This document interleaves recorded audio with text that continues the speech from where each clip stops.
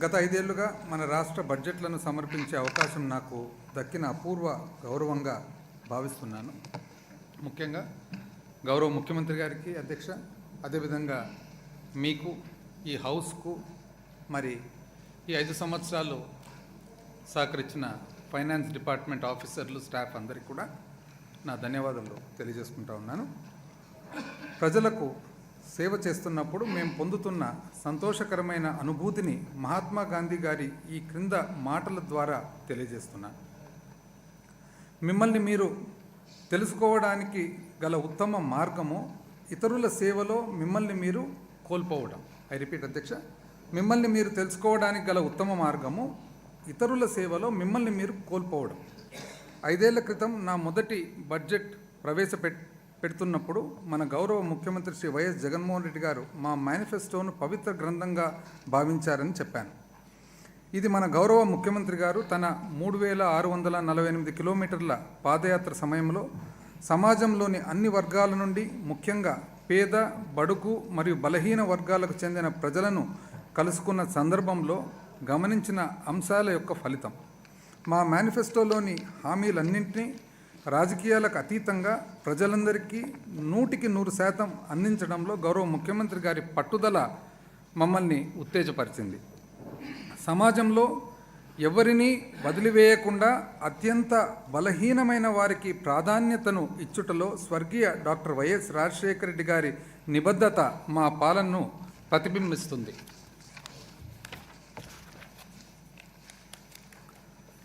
అధ్యక్ష, Abraham Lincoln గారి మాటల్లో ప్రజాస్వామ్యం అంటే అధ్యక్ష, ఏబ్రహాం లింకన్ గారు అధ్యక్ష ఒక చిన్న చెక్కతో చేసిన పూరి గుడిసెలో జన్మించి యునైటెడ్ స్టేట్స్ ఆఫ్ అమెరికాకు 1861 సంవత్సరం నుంచి 1865 వరకు 16వ రాష్ట్రపతిగా పనిచేయడం జరిగింది అధ్యక్ష.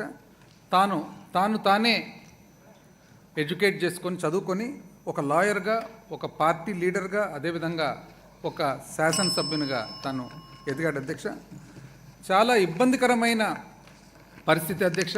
అమెరికాలో సివిల్ వారు, ఆ సివిల్ వార్కు కారణం వచ్చేసి ఒకవైపు ఏమో బానిసత్వం ఉండాలని సదర్న్ స్టేట్స్, దక్షిణ అమెరికా రాష్ట్రాలు, మరి ఒకవైపు ఏమో బానిసత్వాన్ని నిర్మూలించాలని చెప్పి నార్దర్న్ స్టేట్స్ వాళ్ళ భేదాభిప్రాయాల వలన సివిల్ వార్ వస్తే, ఆ సివిల్ వార్లో చాలా ఇబ్బందికరమైన పరిస్థితుల్లో అబ్రహాం లింకన్ గారు అక్కడ రాష్ట్రపతిగా ఉండి, లింకన్ గారు ఈరోజు గమనించినట్లయితే అధ్యక్ష, అమెరికా చరిత్రలో బహుశా అందరికంటే కూడా ఒక గొప్ప రాష్ట్రపతిగా పేరుగాంచి, ప్రపంచ చరిత్రలోనే ప్రజాస్వామ్య పద్ధతుల్లో, ప్రజాస్వామ్యంలో ఒక గొప్ప నాయకునిగా పేరుగాంచిన వ్యక్తి అధ్యక్ష.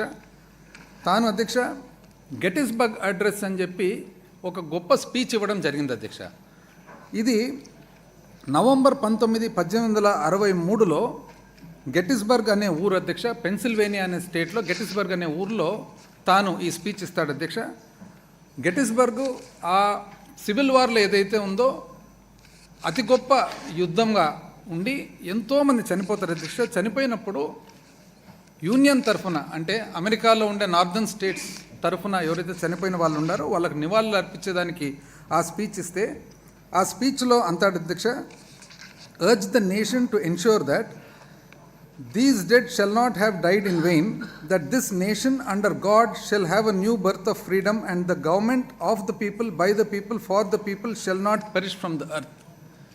ఎవరైతే చనిపోయినారో యుద్ధంలో వాళ్ళ చావు ఎట్టి పరిస్థితుల్లో కూడా వృధా కాకుండా, వాళ్ళ సేవ ఏదైతే ఉందో ఆ సేవ వలన ఒక కొత్త దేశం ఏర్పడుతుంది.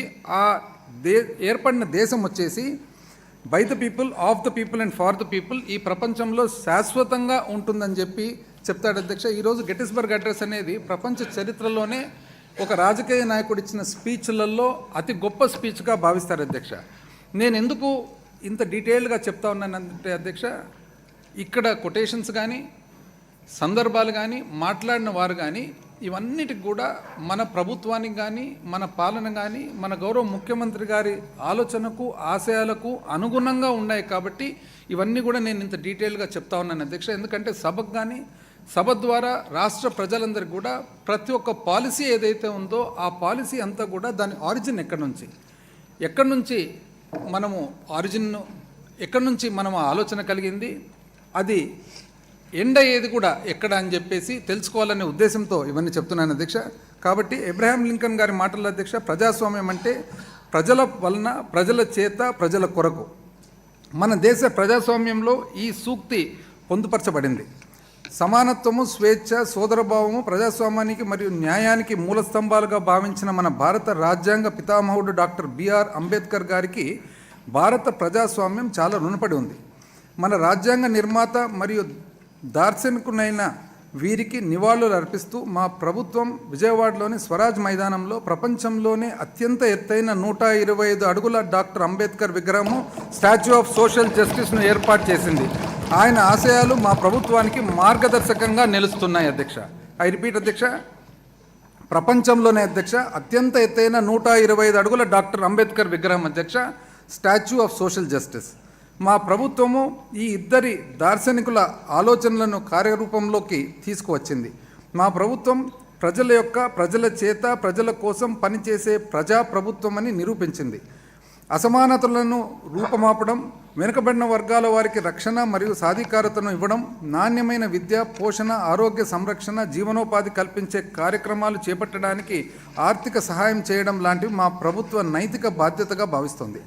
సుస్థిరమైన అభివృద్ధికి ఇవన్నీ అత్యంత ముఖ్యమైన సూచికలని మా ప్రభుత్వం నమ్ముతుంది.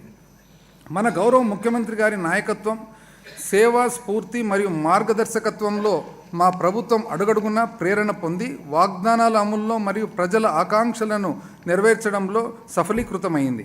గౌరవ ముఖ్యమంత్రి గారు ప్రజల సంక్షేమం పట్ల ప్రదర్శించిన అంకిత భావం మరియు బాధ్యత 2000 సంవత్సరాల క్రితం ఆర్థిక శాస్త్రాన్ని రచించిన కౌటిల్యుడు చెప్పిన సూత్రాలను ప్రతిబింబింపజేస్తున్నాయి.